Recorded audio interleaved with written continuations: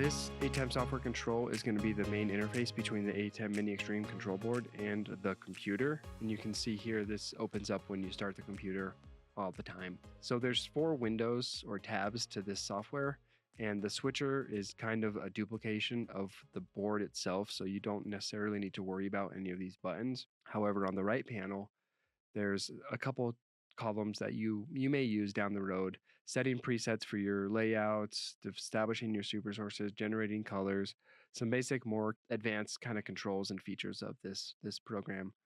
Media players is a way to introduce any sort of still images, which I'll touch on in a moment, and your output. So if you're doing a live stream, this is where this is going to come in handy. Right now, I'm recording to a external hard drive, and that's what this says, ISO recording. That means I'm recording separate tracks for each channel. We have 8 channels on this, so you'll always get 8 track recordings. It shows where it's going to. So right now it's going to a hard drive and how long I've been recording. Down here, we have 4 selections: switcher, which is the current panel we're on, media, audio, and camera.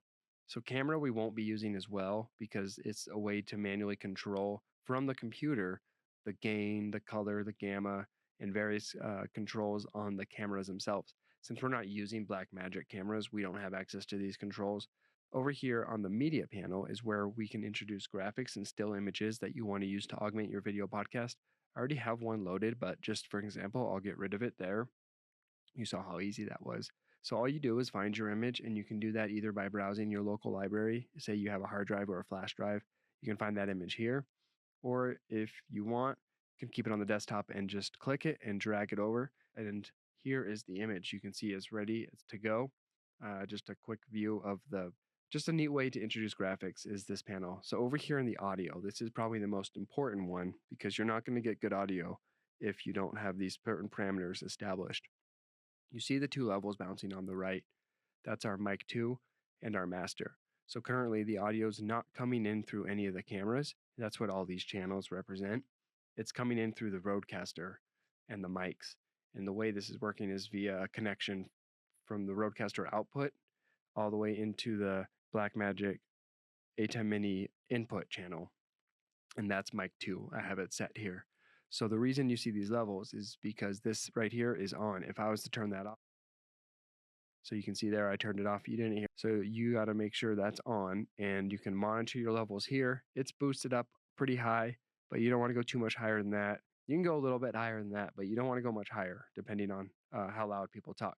Additionally, in order for the audio to fully work, you got to come down to this little gear icon on the left. Go ahead and click it, and there's a bunch of tabs that pop open. And for the first one is general. Come into the audio panel, and under general, you want to make sure that both mic 1 and mic 2 are set to line and not microphone, microphone, microphone, or microphone. You want them selected to line. If you select them to microphone, you'll get weird buzzing and potentially no audio. Over in split audio, you don't want any of these boxes checked. And then hit done. So that's the audio. You want those 2 things to be working in order to get your audio to come out of the Rodecaster into the ATEM Mini Extreme and onto your recording.